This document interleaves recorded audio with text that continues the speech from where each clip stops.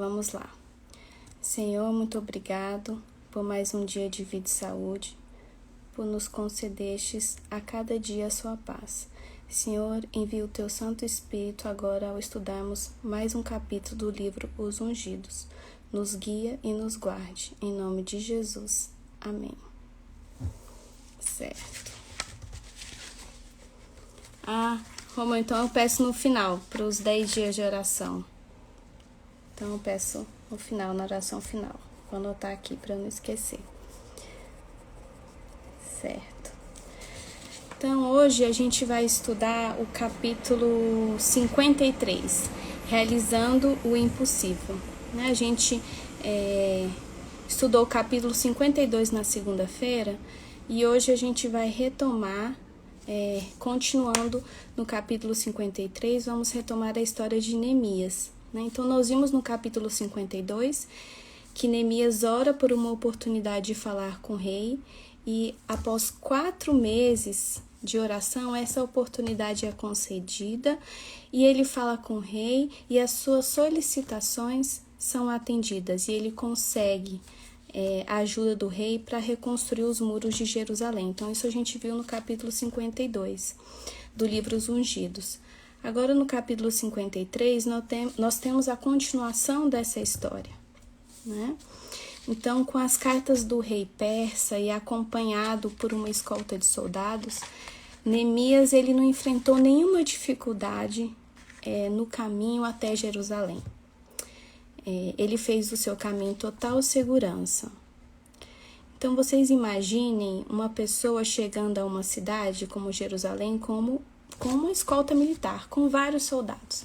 Então, não é uma chegada que passa despercebida, né? Então, essa chegada de Neemias mostrava que ele tinha uma missão importante. Ali, afinal, né, ele estava ali com a escolta do rei da Pérsia. Então, isso acabou chamando a atenção de pessoas muito importantes, né? Pessoas que eram opositoras dos judeus. Então, a Bíblia relata, né, 3 nomes: Sambalate, Tobias e Gesem, que eram os opositores ali do povo judeu. E Sambalate, ele era o governador de Samaria, uma província muito importante ali na época. Então, Neemias acabou chamando a atenção dessas pessoas. E Neemias já imaginava que isso pudesse acontecer. Tanto é que ele foi muito cauteloso, foi muito prudente. Ele não revelou seus objetivos a ninguém. Então ele chegou à cidade e durante 3 dias ficou ali. Ele decidiu estudar a situação, né? Primeiro formular os planos. Então, para ele formular os planos de como ele iria proceder, primeiro ele estudou a situação. Ele escolheu poucos homens da sua confiança, e esses homens o acompanharam numa ronda que ele fez durante a noite. Era meia-noite e ele resolveu sair para percorrer os muros para ver a situação da cidade. E ele escolheu a noite porque vocês imaginem que Jerusalém, meia-noite, as pessoas provavelmente estariam dormindo, né? Então ele não chamaria tanto a atenção. Então ele viu ali os muros destruídos, as portas queimadas pelo fogo. Então ele viu toda aquela situação, se entristeceu, voltou para os seus aposentos e continuou orando, em oração. O restante da noite ele orou. Na manhã seguinte, ele conversou com o povo. Então ele esperava que o povo cooperasse com ele, mas cooperasse de uma forma que fosse pela simpatia e pela confiança. Então, na fala dele, ele mostrou que ele estava amparado na autoridade de Deus, mas também estava amparado pela autoridade do rei da Pérsia. Então, ele relatou para o povo que ele soube da aflição deles, soube da situação de Jerusalém, e isso o mobilizou. E a partir disso, ele começou a orar a Deus, e as suas orações foram respondidas, e ele viu as providências divinas. Então, além de contar toda essa história, ele falou para o povo da situação que estava acontecendo nos muros. Então, ele mostrou saber muito bem o que acontecia. Isso deu credibilidade a ele, com certeza. Então, Neemias contagiou o povo. Não sei se vocês já tiveram a oportunidade de conversar com alguém que tem um propósito de missão muito claro, que sabe muito bem o que tem que ser feito e tem muita coragem e é muito empolgado. Então, Neemias era isso. Ele era uma pessoa extremamente contagiante. E aí na página 273 diz que cada homem se tornou também um Neemias e ajudou a fortalecer o coração e as mãos de seu próximo. Então, a partir da fala de Neemias, a partir também da intervenção divina, o povo aceita o desafio. E não foi somente o povo, as autoridades, os sacerdotes também cooperaram. E a cooperação deles era muito importante, porque eles eram muito influentes. Então, os sacerdotes, eles poderiam tanto ajudar na obra de reconstrução dos muros, como atrapalhar muito. Então, os sacerdotes também toparem o desafio foi muito importante. Algumas pessoas se recusaram a participar. Mas esse número era tão ínfimo, tão pequeno, e a influência de Neemias era tão grande, era tão contagiante, que teve pouca relevância essas pessoas que não toparam participar. Então, a obra tem o seu início. Agora, vocês imaginem 5 quilômetros de extensão, né? Então, era muito muro para reconstruir. Então, as pessoas foram separadas em grupos. Cada líder ficou responsável para a reconstrução de uma parte do muro. E algumas pessoas reconstruíram os muros perto de suas casas. Também isso aconteceu.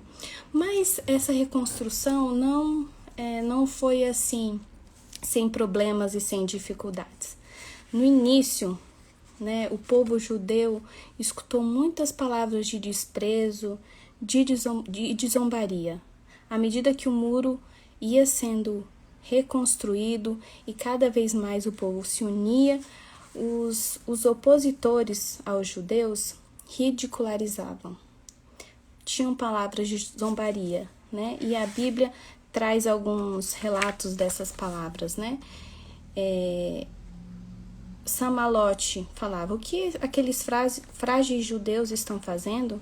Será que vão restaurar o seu muro? Irão terminar a obra num só dia? Será que vão conseguir ressuscitar pedras de construção daqueles montes de entulho e de pedras queimadas? Então, e Tobias falava também: basta que uma raposa suba lá para que esse muro de pedras desabe. Então eram palavras de desdém, mas Neemias continuava orando e agindo. A oração era um hábito, então ele orava sempre diante das dificuldades, dos problemas que aconteciam. E diante dessas zombarias, dessas palavras que a princípio poderiam desencorajar, Neemias respondia, Então está em Neemias 2:20. O Deus dos céus é o que nos fará prosperar, e nós, seus servos, nos levantaremos e edificaremos. Então, ele tinha muita segurança no propósito e muita confiança em Deus para realizar aquele trabalho. Então, Neemias, a sua intervenção ali na reconstrução dos muros, ele estava muito próximo ao povo. Então, ele sabia dos problemas, sabia das dificuldades que o povo enfrentava, sabia dessas zombarias, intervinha, E, ao mesmo tempo, ele também se mantinha muito bem informado sobre as estratégias dos opositores, dos judeus, e a movimentação deles. Então, ele tinha várias estratégias, e essas estratégias foram sendo elaboradas a partir do momento em que as dificuldades iam surgindo. Então, primeiro ele posicionou guardas de dia e de noite para vigiar os muros, né? Mas isso não era muito suficiente, né? Porque além das palavras de zombaria e desprezo, começaram a aparecer ameaças de morte. Como as palavras não bastaram para parar o povo judeu, Samalote, né, e seus comparsas ali começaram a ameaçar os reconstrutores do muro. Então, Neemias precisou reforçar a sua defesa. Então, além dos guardas, ele colocou trombetas que sinalizavam os locais em que havia um perigo e as pessoas precisavam se unir para defender aquele local do muro. Então, foram muitas dificuldades que Neemias e o povo enfrentou. Além dessas dificuldades externas, aconteceu também de palavras de desencorajamento dentro do próprio povo judeu. Alguns líderes, algumas pessoas começaram a reclamar, né? E reclamavam do cansaço, das dificuldades, ou tinham palavras de pessimismo, né? Então, Neemias não desanimou, ele continuou em oração e continuou agindo. O trabalho de reconstrução, ele era constante. Então, na página 276, nós temos: Neemias e seus companheiros não fugiram das dificuldades ou do trabalho pesado, nem de dia e nem de noite. Nem mesmo nos curtos períodos de sono, eles tiravam suas vestes ou abandonavam suas armas. Então, a gente consegue ver aqui nessa história de Neemias que, apesar das dificuldades, ele não desistiu. Eu li, né, esse capítulo 53, é baseado nos capítulos 2, 3 e 4 de Neemias, e a gente consegue ver nessa história dele, a gente pode extrair muitas lições. Mas eu vou escolhi assim, quatro lições pra gente pensar aqui, né? 4 aplicações que a gente pode fazer na nossa vida a partir dessa história de Neemias. A primeira delas é que a gente pode trabalhar para Deus onde nós estivermos. Então, não importa se eu vou precisar atravessar o oceano ou se eu estou aqui perto da minha casa desenvolvendo o trabalho de Deus. Então, essa é uma lição, a primeira lição assim, importante que eu achei. Então, a gente pode ir longe, mas também a gente pode fazer nosso trabalho perto, na nossa comunidade. Cada um deve fazer o que está ao seu alcance. Neemias, ele organizou o povo, né, em pequenos grupos. Eles eram liderados. Tinha um líder, o líder era responsável por reconstruir uma parte, né, do muro, e muitas pessoas trabalharam ali próximas às suas casas. Então, isso acho que é a lição que a gente pode tirar. A gente pode fazer a obra de Deus onde nós estivermos. Outro ponto é que quando Neemias chegou a Jerusalém, ele não falou dos planos dele para ninguém. Primeiro, ele fez um levantamento das necessidades. Ele foi ver com os próprios olhos os muros, a situação dos muros e das portas de Jerusalém. Então, e só depois ele falou com os líderes, com o povo. Então, aqui a gente pode tirar o aprendizado que a gente precisa conhecer a realidade que a gente vai intervir. A gente precisa montar uma estratégia bem pensada, bem elaborada, com sabedoria. Então, para que o trabalho de Deus seja realizado, a gente não pode fazer de qualquer jeito. A gente precisa se preparar, nos capacitar e usar todas as nossas potencialidades. Um outro ponto importante é que Neemias enfrentou a oposição tanto dentro do povo, judeu, como fora. E ele foi muito perseverante, Apesar das palavras de desencorajamento, zombaria, ameaças de morte, ele perseverou no seu propósito. Então a gente aprende com isso que a vida do cristão exige da gente perseverança. Então, quando a gente se dispõe a realizar o trabalho de Deus, a gente não pode pensar que vai ser tudo lindo, maravilhoso, fácil. Não, muito pelo contrário, a gente vai enfrentar muitas dificuldades, a gente precisa ter muita garra para perseverar. Além da história de Neemias, nós temos um exemplo, na Bíblia temos vários exemplos, mas a gente tem esse exemplo de Noé, que perseverou na construção da arca. Então, durante 120 anos ele construiu uma arca, dizendo que ia chover, sendo que nunca havia chovido, na face da terra. Então, ele enfrentou ali zombaria, descrédito, chacota, mas ele continuou perseverante nesse propósito, de construir a arca.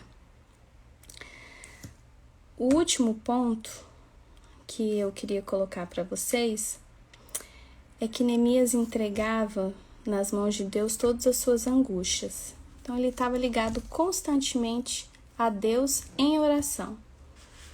Na Bíblia, a gente tem muitos exemplos de pessoas de fé que tinham a oração como uma constante na vida. Uma dessas pessoas foi Daniel.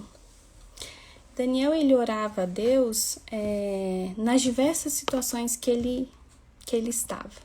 Então, ele não orava a Deus somente no momento do perigo, assim como Neemias. Neemias não pediu somente a orientação de Deus, não compartilhou somente as suas angústias e preocupações, somente ali na hora do perigo, quando as pessoas queriam matar o povo judeu.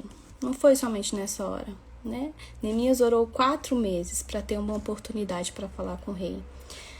Voltando aqui à história de Daniel, Daniel orou 21 dias para entender as escrituras, Quando ele estava lá, na situação de vida ou morte, na cova dos leões, ele também pediu o livramento. Então, a gente pode pensar que uma lição muito importante, um aprendizado, uma aplicação, é que a oração, ela tem que ser um hábito na nossa vida. A gente tem a quem recorrer quando a gente está com muita dificuldade, angustiado, em situações muito difíceis, a gente tem a quem recorrer. E aí o apóstolo Paulo, em Filipenses 4:6, diz: não andeis ansiosos por coisa alguma, mas em tudo, pela oração e pela súplica, com ações de graças, sejam as vossas petições conhecidas diante de Deus. Deixei esse último tópico da oração por último, mas ele não é menos importante. Ele sustenta todos os outros pontos que eu coloquei, Pra gente ser o instrumento de Deus onde quer que nós estejamos, se é aqui na minha comunidade, se é além mar, a gente precisa estar em contato, em conexão com Deus. Para a gente desenvolver o trabalho, a gente precisa, que foi o segundo ponto que eu coloquei, sondar a realidade, elaborar estratégias de forma bem pensada, com sabedoria. Para isso, a gente precisa estar ligado à fonte, que é Deus, através da oração. E o terceiro ponto, que foi a perseverança, a gente só vai conseguir ser perseverante também ligado à fonte, da vida, Deus, que vai nos proporcionar essa perseverança. Então, Deus quer fazer de nós seus instrumentos para realizar a obra dele. Então, quando a gente une esforço humano e o poder divino, a gente pode realizar o impossível. Como diz em Lucas 1,37, porque para Deus nada é impossível. É isso, gente. Hoje foi essa nosso capítulo, o capítulo 53, realizando o impossível. Hoje estou sozinha, então não consegui ver aqui as mensagens de vocês. Eu estou vendo aqui que tem muita mensagem. Tô vendo aqui. Deixa eu ver se tem algum pedido. Romeu fala... Bom, vou tentar ler aqui. Ananias falando aqui que estava muito cansado. Imagina, Ananias.